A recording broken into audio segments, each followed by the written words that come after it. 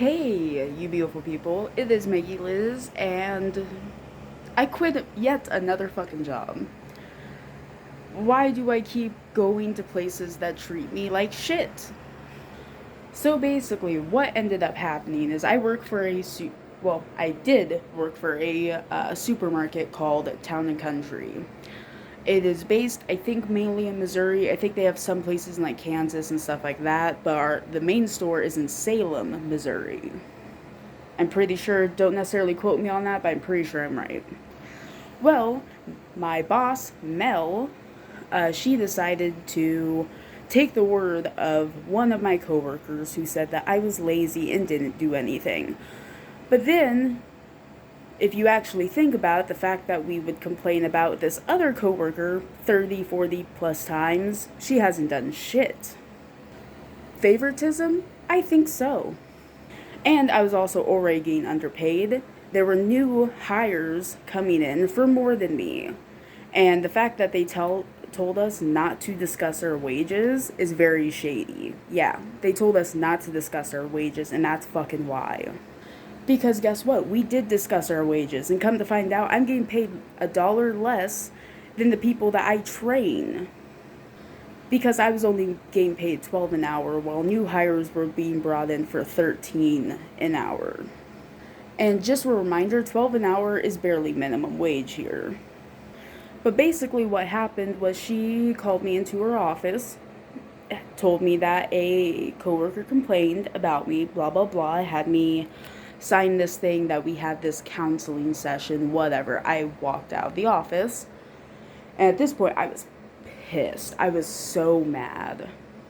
So I texted my sister and I was like, hey, like, this is what's going on. Like, I'm going to start looking for another job because fuck this.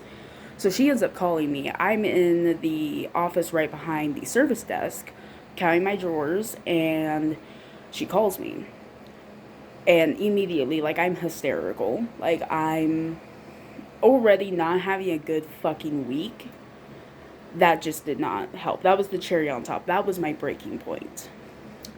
So after that, like my sister called me and all that, I see that my boss from her office is calling me on the work phone, and that's when I realize, oh yeah, there's cameras with mics in this office. Which, by the way, we did not sign anything when they first put those cameras up, saying that like we're okay with being recorded and being on audio. Which I'm pretty sure there's a law against that, but you know what, whatever. But anyway, she called back and she just goes, you do realize that there's cameras and I can hear you, right? And my exact response was, yep. And I hung up the phone. Her and the manager, that was the shift manager that night, came back there and they were trying to convince me not to quit. But guess what? I ended up having the worst fucking mental breakdown I've ever had. It got to the point where I was screaming and crying to the, like, literally my cashiers and customers could hear me. But at that point, I didn't give a fuck because I was done. And she was like, well, I don't want you to make any rash decisions while you're emotional, so why don't you just take some time off and then come back? And I just nodded and left. But in reality, I'm not going back. I'm not. I've already talked to my dad about it. He's behind me on it. My sister obviously is as well because she was already pissed off at the fact that they were underpaying me. So, of course, she's like, yes, get the fuck out of there. And guess what? I'm probably going back to Sonic because my sister's really good friends with the GM there. If you guys remember, I ended up quitting kind of out of nowhere. But she's really good friends with the new GM there. So I'm going to probably start working there again. But you know what? Even if I get paid 12 an hour, I will also be making tips. So it's okay. So yeah, I quit yet another job for basically being treated not how I should. Like, I know my worth, and that place was way fucking below that.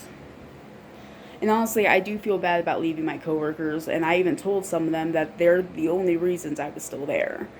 But I think what really broke me is the fact that the girl that tried to like tell on me for not doing anything apparently is one of the girls I trusted most. But of course, tomorrow is her last day, so she doesn't give a fuck. And at that moment, I was like, okay, so I can't even trust the person I was closest to. I can't even trust the person that I literally probably would have put my life into her hands. So, at that moment, I was like, yeah, fuck this place. I'm done. So I ended up quitting. Not that they don't know that yet though. They have no idea that I'm not coming back. They just think I'm taking some time away, but in reality, I'm never coming back. And honestly, I'm probably going to turn my shirts in rather quickly so they know I'm not coming back. And at the end of the day, I'm also totally fucking them by doing this because the fact that we don't have a lot of people for service desk. And I was supposed to start picking up more shifts so we could have someone for service desk. Well, that's not going to happen now. Good luck, fuckers. But yeah, that is the joyness of my life.